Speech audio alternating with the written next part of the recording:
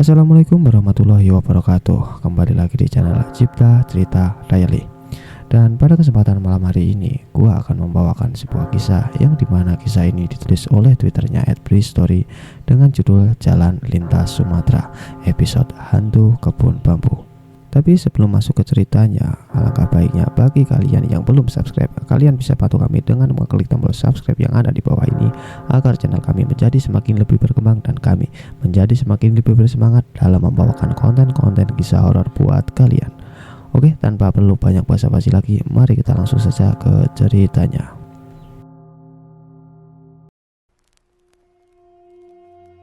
Pedalaman Sumatera menyimpan banyak sekali cerita. Berbagai macam kisah seram tergelar nyaris di setiap sudutnya.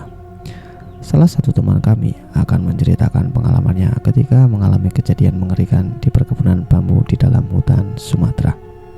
Satu batang lagi aku bergumam sendiri sambil memandang jalanan di depan yang kosong.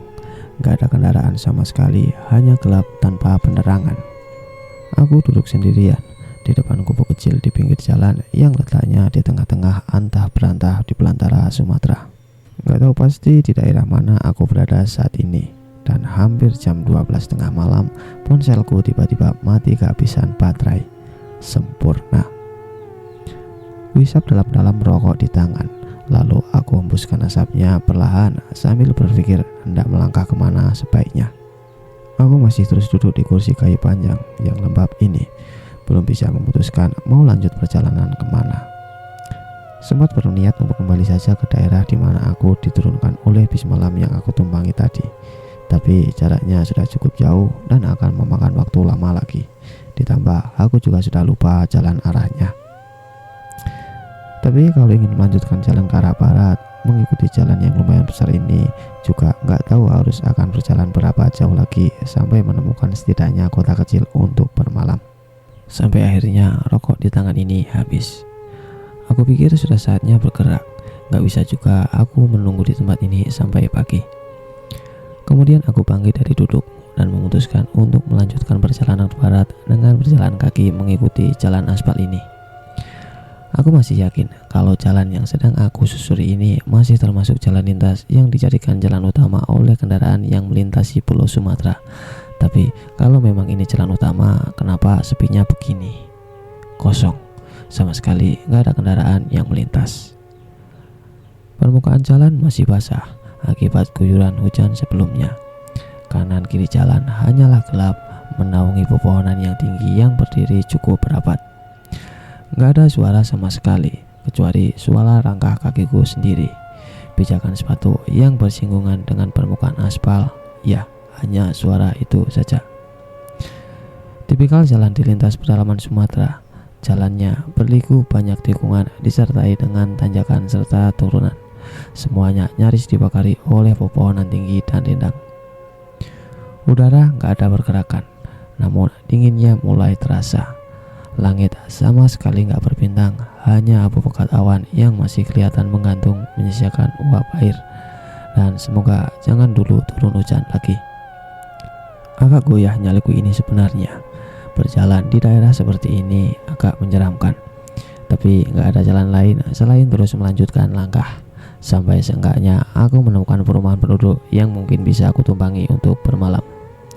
Sudah setengah jam lebih, belum juga ditemui ada perumahan penduduk atau bangunan lainnya. Masih saja pepohonan dan semak belukar di sisi jalan. Gak ada juga kendaraan melintas, satu pun juga gak ada. Sepertinya hanya aku saja manusia yang sedang bergerak di sini. Sepi. Sampai kemudian ketika sudah hampir 1 jam perjalanan, aku berhenti sejenak untuk mengambil sebotol air mineral dari dalam tas ransel yang kugendong sejak tadi. Sambil terus memperhatikan sekitar, masih saja sama sekali nggak ada kehidupan. Sepinya mati. Setelah minum sejenak, aku pun lanjut berjalan. Tapi baru beberapa langkah bergerak, aku berhenti lagi karena mendengar ada suara dari kejauhan. Suara yang sepertinya mesin motor, masih sangat jauh dan belum ada penampakannya. Tapi aku yakin kalau suara itu arahnya dari belakang. Alhamdulillah, akhirnya ada motor lewat, gumamku. Deru mesin motor terus terdengar yang tadinya sayup-sayup jadi makin jelas. Ah, ternyata benar itu motor. Dan samar mulai terlihat lampu depannya yang menyala, walau nggak terlalu terang. Sinar lampu motor yang awalnya menyembul dari sela-sela pepohonan sampai akhirnya kelihatan jelas karena sudah makin dekat jaraknya. Masih agak jauh, tapi aku sudah menghadap ke motor itu sambil melambaikan tangan memberi isyarat agar dia menghampiri. Motor yang memang dari awalnya berjalan tidak terlalu kencang, sepertinya sang pengemudi sudah melihat keberadaanku karena dia melambatkan kecepatan. Walau sudah cukup dekat, tapi aku masih belum bisa melihat dengan jelas si pengemudi karena terhalang sinar lampu motornya ditambah sekitaran yang sangat gelap. Sampai akhirnya motor ini berhenti di depan. Bang, mau kemana malam-malam gini? Senyum terpancar di wajah lelaki muda berkumis tipis ini. Walau masih terlihat kulit keanehan di wajahnya, mungkin karena melihat ada orang yang sedang berjalan sendirian di tengah hutan seperti ini. Iya bang, saya mau cari penginapan dekat-dekat sini atau terminal bus umum lah kalau ada, jawabku. Ah, mana ada penginapan di sini bang, gak ada. Terminal juga masih jauh. Aduh, masih jauh ya. Emang si abang mau kemana? Saya dari Jakarta bang, mau ke Pagalaram. Wah, kalau Pagalaram masih jauh dari sini bang, gak mungkin lanjut kalau jalan sekarang. Gimana kalau abangnya ikut aku aja, menginap di tempatku yang lebih aman? Wah, terima kasih banyak ya bang. Kembali aku sumringah, tawaran yang gak mungkin aku tolak. Ya sudah, ayo naik. Aku lalu naik ke motornya. Agak sedikit bersyukur bisa bertemu dengan orang ini. Walau dalam hati aku harus waspada, bisa saja dia ini penjahat. Ah, semoga saja bukan. Kemudian motor kembali berjalan, menyusuri jalan gelap dan masih saja sepi. Oh iya bang, kenapa abang bisa terdampar di situ tadi? Percakapan kami di atas motor dimulai dengan pertanyaan lelaki ini. Ah, panjang ceritanya bang. Pokoknya intinya saya kesasar. Ah, ada-ada aja bang ini. Ngeri kali loh bang daerah ini. Oh iya, namaku Daniel bang. Kita belum kenalan. Daniel, lelaki ini berusia sekitar 20 tahunan. Mungkin masih beberapa tahun umurnya di bawah aku. Berlogat Medan, bercelana panjang kargo, mengenakan kaos berwarna gelap. Saya Brian bang. Lah, abang sendiri dari mana? Aku dari kota bang.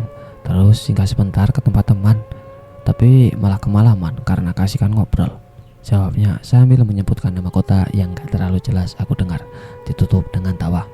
Aku kerja di perkebunan di balik hutan ini bang, kira-kira 1 jam perjalanan motor. Kalau abangnya mau menginap di situ, nginep aja bang, gak apa-apa. Besok aku antar ke jalan besar. Saranku sih begitu, tambahnya. Tempat tinggalnya masih berjarak 1 jam. Gila, masih jauh dong, pikirku dalam hati. Tapi nggak ada pilihan lain. Dan benar apa kata Daniel, kalau tempat ini sangat sepi. Sepanjang perjalanannya motor, aku masih belum menemukan rumah penduduk atau bangunan lain. Aku sepertinya harus ikut dia ke tempat tinggalnya dan menumpang barang semalam. Motor terus melaju menembus pekatnya malam, membelah antah-berantah di satu sudut Sumatera.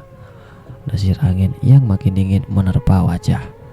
Daniel yang masih terus mengajakku berbincang memaju motor cukup kencang.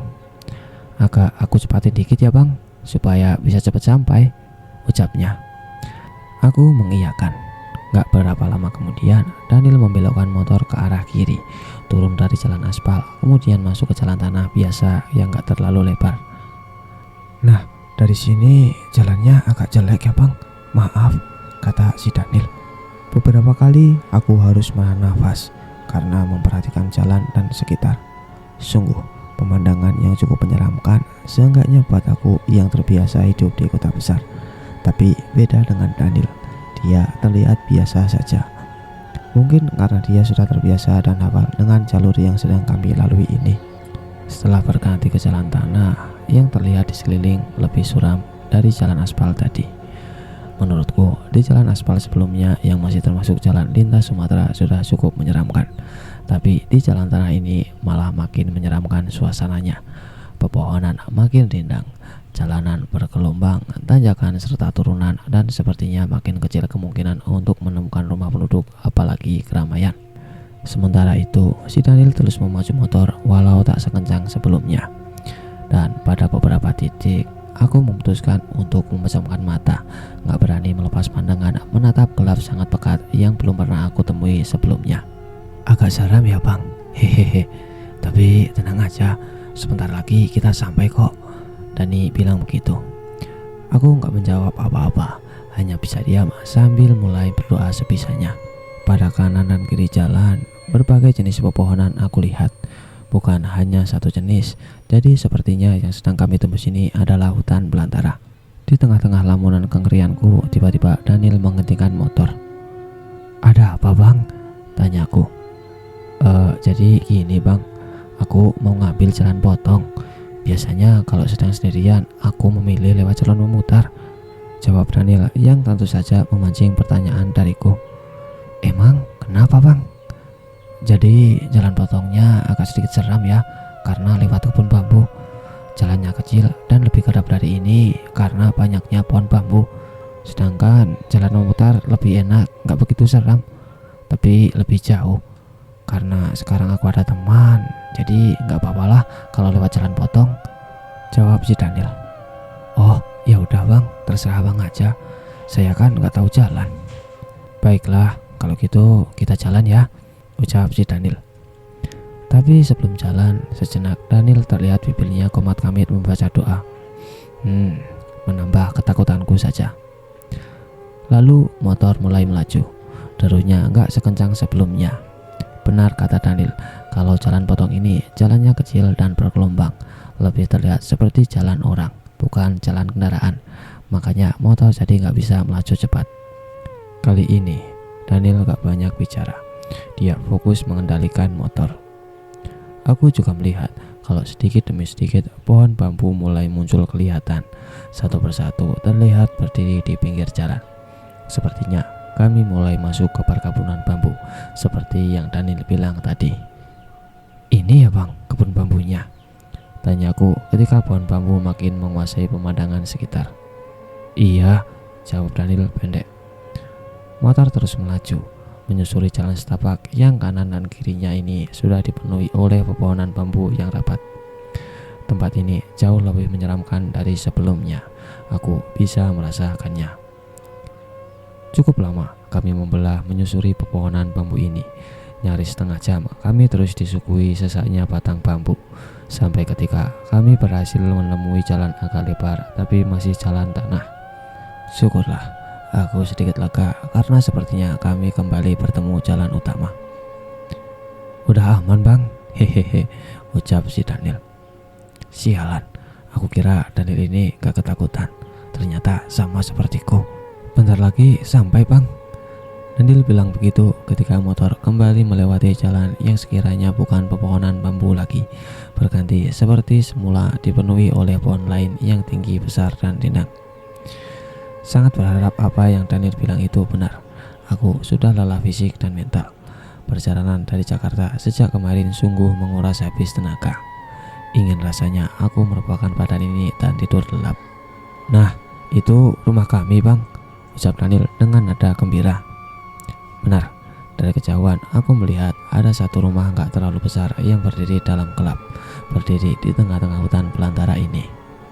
Syukurlah, perjalanan ini ada akhirnya juga. Wah, bawa kawan kamu Nil. Seorang lelaki berumur 40 tahunan keluar dari kamar setelah kami masuk ke dalam rumah dan Daniel menyalakan lampu petromak di tengah ruangan. Lelaki itu terlihat baru bangun tidur dengan jarum masih menutupi tubuhnya. Iya bang, kawan baru, hehehe. Ternyata Daniel gak tinggal sendirian di rumah ini. Kemudian kami duduk berbincang di ruang tengah. Jam sudah menunjukkan ke pukul 2 pagi. Wah, kok bisa ya kamu terdampar sendirian di jalan lintas yang sepi itu? Oh iya, ngomong-ngomong itu daerah rawan loh. Untung aja Daniel yang tamat ini nemu kamu ya, hahaha. Ya inilah rumah kami, kecil dan jelek. Silahkan kamu istirahat di sini. Besok kalau udah siap, Daniel akan antar ke terminal di kota Palagaram. Lelaki ini bernama Dirman. Aku dan Daniel memanggilnya Bang Dirman. Dia berasal dari Bengkulu. Dan akhirnya juga aku tahu belakangan ini kalau Bang Dirman dan Daniel ini bukan hanya sekedar tinggal di rumah itu, tapi ternyata mereka sambil bekerja. Mereka dua bekerja pada suatu orang terpandang dan kaya raya di daerah itu. Tugas mereka adalah menjaga dan merawat tanah perkebunan luas milik orang terpandang itu. Cukup seru perbincangan kami ini. Walaupun baru kenal, tetapi Bang Dirman dan Daniel merupakan orang yang cukup senang berbincang. Oh iya Bang, hutan kayak gini kan kosong aja, nggak ada apa-apa. Tapi kenapa harus dijaga ya? Tanyaku heran kepada mereka berdua. Oh, jangan salah. Di dalam hutan ini banyak pepohonan yang kayunya berharga tinggi. Belum lagi bambu-bambu di atas tadi. Kalian berdua lewat kan? Wah, itu duit loh. Kalau nggak dijaga bisa habis semuanya. Lantas Bang Dirman langsung tertrigger menjelaskan karena pertanyaanku tadi. Jadi begitu, mereka ditugaskan untuk menjaga isi dari hutan ini agar nggak dicuri. Aku mulai mengerti. Kemudian mereka bertanya tentang aku juga. Banyak pertanyaan, salah satunya adalah ada perlu apa di Pagalaram. Aku memberikan sedikit penjelasan. Kalau di Jakarta baru saja kehilangan pekerjaan akibat pandemi yang baru saja terjadi. Dan karena sudah cukup lama menganggur, untuk sementara aku memutuskan untuk pulang dulu ke rumah orang tua di Pagalaram. Oh, begitu ya ceritanya. Emang di Pagalaram kamu udah ada pekerjaan lagi? Tanya si Daniel. Belum ada Bang, aku mau pulang aja dulu, sekalian kumpul sama orang tua. Soalnya udah lama juga aku nggak mudik. Sebenarnya kami sedang butuh orang di sini. Kalau kamu memang butuh pekerjaan sementara, tapi kerja kuli sih. Bang Dirman kali ini bersuara. Oh iya, kerjaan apa Bang? Aku penasaran. Lahan perkebunan dan hutan ini terlalu luas untuk kami jaga kalau cuma berdua. Kami butuh orang lagi supaya bisa cakup semuanya. Sekarang kami masih sering kecolongan soalnya. Iya Bang, kami juga butuh orang lagi untuk jaga lahan. Sebelumnya udah ada beberapa orang yang kerja di sini, tapi nggak ada yang lama. Pada nggak tahan kerja di hutan. Hehehe, Daniel menambahkan. Aku langsung berpikir, wah lumayan juga nih. Hitung-hitung aku akan bisa membawa sedikit uang untuk keluarga di rumah nanti. Gak seperti sekarang yang pulang dalam keadaan gak membawa uang sama sekali kecuali ongkos. Gak perlu lama-lama, cukup 1 bulan saja kerja di sini sebagai penjaga lahan. Aku bisa bawa uang sedikit untuk orang tua. Wah, boleh juga tuh Bang, saya mau deh. Aku bilang begitu. Nah, bagus kalau begitu. Nanti siang saya ngomong ke Pak Anwar deh, dia pasti setuju. Besok kamu bisa mulai kerja ya. Sambil tersenyum, Bang Dirman bilang begitu. Tapi bayarannya nggak terlalu besar ya. Jangan dibandingin sama gaji di kota, kata Bang Dirman lagi. Iya Bang, nggak apa-apa, saya ngerti kok. Ya sudah, dalam percakapan singkat itu akhirnya mencapai konklusi yang cukup mengejutkan buatku. Kok tiba-tiba aku dapat kerjaan? Setelah itu perbincangan selesai. Kami memutuskan untuk tidur. Malam berikutnya kami sudah berkumpul lagi di rumah, dan atas persetujuan Pak Anwar, bos mereka, aku diperbolehkan bekerja di sini juga. Malam pertama ini kamu jaga di kebun bambu dulu ya, Daniel di kebun jati, dan saya keliling patroli. Bang Dirman memberikan tugas kami masing-masing untuk bekerja malam itu. Kebun bambu Bang Dirman yang dimaksud adalah kebun yang ketika datang pertama kali sudah kulewati bersama Daniel menggunakan motor. Kebun yang pepohonannya cukup rapat. Sedangkan Daniel bertugas menjaga kebun jati yang jaraknya agak jauh dari kebun bambu menurut cerita mereka. Singkatnya, setelah perlengkapan sudah siap semua, sekitar jam 9 malam kami keluar rumah menuju perkebunan yang akan kami jaga. Tujuan pertama adalah kebun jati yang akan Daniel jaga. Jaraknya nggak terlalu jauh dari rumah. Setelah melewati jalan terjal dan berliku dengan berjalan kaki, kurang dari setengah jam kami sudah sampai. Ada satu gubuk bambu sederhana yang dijadikan semacam pos tempat kami berjaga nantinya.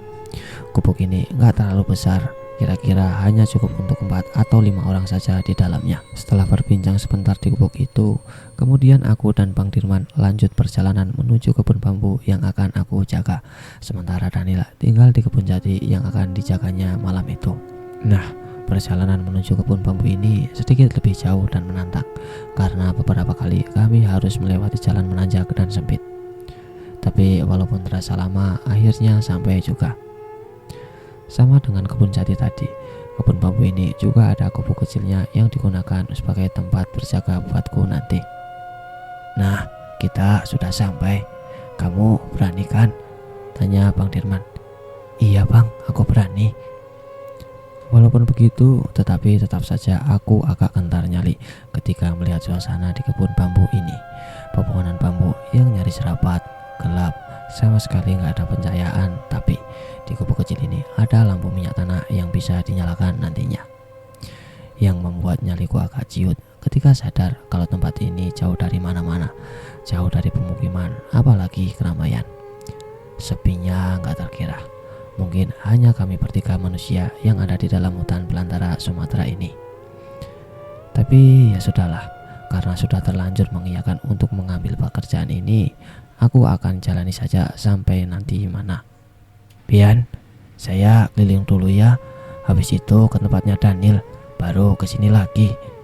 Tenang aja, saya nggak akan lama-lama kok. Kamu masih baru kerja soalnya. Nanti kalau udah lamaan pasti akan terbiasa. Benar, ternyata sudah hampir jam 11. Nggak terasa cukup lama kami berbincang. Iya bang, aman lah. Semoga malam ini lancar, nggak ada apa-apa. Iyalah, pasti aman kok, jawab Bang Dirman. Setelah itu, Bang Dirman berangkat meninggalkan aku sendirian. Dia berjalan menuju jalan setapak ke arah dari mana kami datang tadi. Dalam gelap, aku melihat Bang Dirman berjalan menjauh sampai akhirnya benar-benar hilang dari pandangan. Maka dimulailah aku bekerja di tempat ini, sendirian menjaga kebun bambu yang cukup luas, duduk di gubuk kayu dengan penerangan lampu minyak tanah yang pada akhirnya aku matikan juga. Sepeninggal Bang Dirman, aku hanya ditemani oleh suara-suara binatang malam yang bersautan. Selebihnya hanya senyap alam. Seram. Iya, jelas kalau itu. Gila. Udah sejam lebih Bang Dirman belum datang juga. Lagi-lagi ucapan kalimat khawatiran itu meluncur dari mulut. Jelas saja aku mulai cemas ketika sudah sedemikian lamanya Bang Dirman belum muncul juga. Ketenangan perlahan mulai berganti. Desir angin merambah masuk ke sela-sela bambu yang menjulang tinggi, membuat batang-batangnya mulai bergoyang pelan. Awalnya nggak ada suara sama sekali. Sekarang mulai terdengar bambu beserta dedaunan di atasnya yang bergesekan satu sama lain. Aku makin sering mengubah posisi duduk karena gelisah dan agar juga sambil dapat memantau ruang terbuka di sekitar. Gelap, sama sekali nggak ada penerangan. Penglihatan hanya terbantu oleh serpihan cahaya langit yang walau sedikit tapi bisa memantulkan objek pada retina mata. Nggak bisa menyalakan lampu teplok yang masih menyisakan sedikit minyak tanah di dalamnya. Aku nggak mau menghidupannya karena justru akan menyulitkan mata untuk melihat kejauhan kalau lampu ini menyala. Sekali lagi aku menyalakan rokok, coba mengurangi kegugupan dan kekhawatiran. Aduh, sial banget deh. Kok aku bisa sampai di sini? Kenapa aku mau ambil pekerjaan ini ya? Menggerutu sendirian, menyesal dengan langkah yang aku ambil sebelumnya sehingga bisa terdampar di tengah-tengah hutan Sumatera di tengah malam mengerikan ini. Jam 12:30 malam. Hampir 1,5 jam Bang Dirman masih belum juga kelihatan batang hidungnya. Bangsat, gua dikerjain. Kalimat umpatan lagi-lagi keluar dari mulut. Situasi mencekam seperti ini membuat waktu lambat berputar. Detik sangatlah perlahan untuk berganti menjadi menit. Menit yang satu tertahan berat untuk bergulir menuju menit berikutnya. Tapi setelahnya aku tiba-tiba menahan nafas sejenak, menajamkan pendengaran karena merasa ada yang berubah. Tiba-tiba semuanya diam, gak ada lagi suara sama sekali. Hening. Diamku lama, statis, gak berani bergerak dan memperhatikan semuanya. Sepertinya waktu benar-benar berhenti berputar. Ya, itu tadi. Putaran waktu yang sebelumnya terasa sangat lambat bergerak, kali ini malah seperti berhenti. Lalu tiba-tiba, srek, srek. Pendengaranku menangkap suara seperti itu. Tapi masih belum yakin kalau itu memang benar suara atau hanya halusinasiku saja. Srek. Kedengaran lagi. Benar, aku mendengar ada suara. Ternyata itu bukan halusinasi. Kali ini lebih jelas, membuat aku jadi tahu arah sumber suaranya dari mana. Ternyata sumber suara itu berasal dari sebelah kiri gubuk. Aku lantas menoleh. Batang bambu berdiri rapat, tapi masih menyisakan celah di antaranya. Jadi aku bisa memaksa mata untuk menerobos gelap dan mencari tahu sumber suara. Dari suaranya terdengar seperti gesekan antara benda dan permukaan tanah yang dipenuhi banyak daun bambu yang sudah mengering. Bang Dirman. Aku memberanikan diri bersuara. Aku memanggil nama Bang Dirman karena mulai yakin kalau suara itu adalah suara langkah kaki. Tapi gak ada jawaban. Walau sejenak suara itu berhenti setelah suara panggilanku. Srek. Tiba-tiba kedengaran lagi setelah belasan detik menghilang. Bang. Nekat aku memanggil sekali lagi, tapi sama saja gak ada jawaban. Dan suara itu kembali gak terdengar setelah aku bersuara. Srek, srek, srek. Kedengaran lagi. Bulu kuduku mulai merinding karena sepertinya aku melihat sesuatu di antara pepohonan bambu itu. Aku pun memicingkan mata. Aku mencoba menajamkan penglihatan untuk menembus gelap karena penasaran. Setelah mata agak terbiasa, barulah aku bisa melihat objek tersebut walau masih samar. Ternyata seperti ada orang yang sedang berdiri dalam gelap. Meski agak terhalang oleh batang-batang bambu, namun aku masih bisa melihatnya cukup jelas. Ya, jaraknya sekitar 10 meter dari tempatku, cukup dekat untuk memastikan kalau itu memang manusia. Dan aku bisa memastikan kalau itu bukan Bang Dirman atau Daniel karena sejak tadi aku memanggil tapi nggak ada jawaban. Keberanianku muncul, terselip dalam pikiran kalau yang sedang aku perhatikan itu adalah pencuri dan aku ditugaskan di sini sebagai penjaga kebun. Kemudian aku raih lampu senter dan sebilah golok lalu bangkit dari duduk, keluar dari gubuk, berjalan menuju ke tempat orang itu. Ngapain di situ? Ucapku sambil berjalan. Gak ada jawaban. Orang itu masih diam berdiri di tempatnya. Aku makin semangat untuk mendekat. Berani-beraninya ya kamu maling. Setengah berteriak aku bilang begitu, makin berani. Kampret nih orang. Kali ini aku mengumpat dalam hati. Tapi ketika makin mendekat dan makin mendekat, ketika hanya tinggal beberapa langkah lagi, aku berhenti. Akhirnya aku dapat melihat dengan jelas. Ternyata sosok yang sedang aku dekati ini ukuran tubuhnya agak berbeda dengan ukuran manusia normal. Walau tidak besar, tetapi tingginya kira-kira nyaris 2 meter. Dan juga awalnya aku pikir karena dia berdiri dalam gelap sehingga tubuhnya jadi masih terlihat hitam seperti bayangan. Tapi salah. Kami berjarak hanya sekitar 3 langkah saja. Aku berdiri diam sambil terus memperhatikan, mengurungkan niat yang awalnya ingin berteriak membentak sekali lagi. Perlahan aku arahkan cahaya lampu senter ke tubuh sosok itu. Aku ketakutan. Lemas badanku, tulang-tulang sepertinya lepas dari engselnya. Tubuh hitam legam seperti hangus terbakar, tapi sama sekali gak mengeluarkan asap. Benar pikiranku sebelumnya, kalau sosok ini tingginya gak normal, setinggi 2 meter atau mungkin lebih. Lampu senter aku arahkan, mulai dari kakinya, lalu perlahan terus ke atas menuju kepalanya. Dari sini aku sudah bisa melihat dengan jelas semuanya. Sangat mengerikan.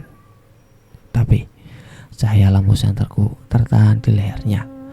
Di titik itu aku gak berani lagi untuk melihat kepalanya. Kenapa?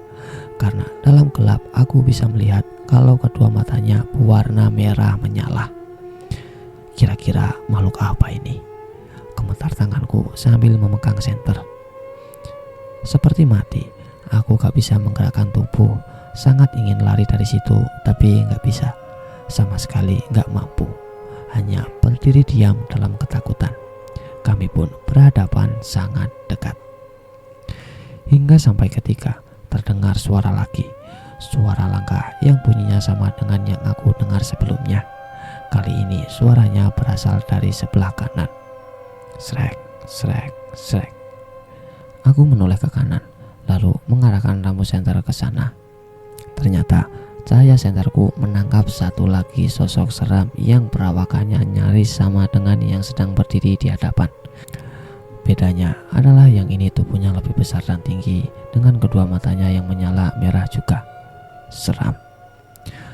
Aku terus memperhatikan makhluk yang di sebelah kanan ini. Walaupun jaraknya belum dekat, tapi aku sudah bisa memastikan kalau dia ternyata masih terus berjalan mendekat. Dari langkahnya terdengar jelas suara srek, srek, srek yang sama. Sosok hitam legam ini terus berjalan mendekat, makin dekat, sampai akhirnya jaraknya sudah cukup buat aku untuk melihat lebih jelas lagi. Ternyata makhluk ini berjalannya seperti sedang membawa sesuatu, seperti sedang menyeret sesuatu dengan satu tangannya. Aku yakin itu. Kira-kira sedang membawa apa ya dia? Ketika jarak kami hanya tinggal beberapa langkah, dia berhenti. Saat inilah aku melihat semuanya, termasuk benda yang sedang dia bawa, benda yang sedang dia seret. Detik berikutnya, entah mendapat energi dari mana, aku lalu mundur beberapa langkah, kemudian berlari menjauh menembus pepohonan bambu. Akhirnya aku bisa melarikan diri. Aku ketakutan, panik, melangkah menerjang apapun yang ada di hadapan dengan tujuan pergi sejauh mungkin dari kebun bambu itu. Kenapa tadi aku panik? Kenapa tiba-tiba langsung melarikan diri? Karena tadi sebelum lari, akhirnya aku bisa melihat apa yang sedang dibawa oleh makhluk seram yang dua. Ternyata sosok itu sedang membawa jenazah manusia berpakaian lengkap namun tanpa kepala. Aku sangat ketakutan melihat itu semua. Selanjutnya, aku terus berlari dan gak memperdulikan apa yang ada di belakang, mengikuti jalan setapak yang aku temui, terus mengikuti sampai pepohonan bambu yang hilang berganti dengan pepohonan rindang lainnya. Pian! Tiba-tiba aku mendengar ada suara memanggil, menoleh ke belakang, dan ternyata itu Bang Dirman. Syukurlah, aku akhirnya bisa berhenti berlari dan mengatur nafas. Singkat cerita, aku dan Bang Dirman sampai di rumah. Kemudian aku ceritakan semua kejadian yang baru saja aku alami. Ya sudah, sekarang istirahat aja ya, tidur. Ini udah jam 2:30 juga, Bang Dirman menyuruhku. Tentu saja aku menuruti omongannya.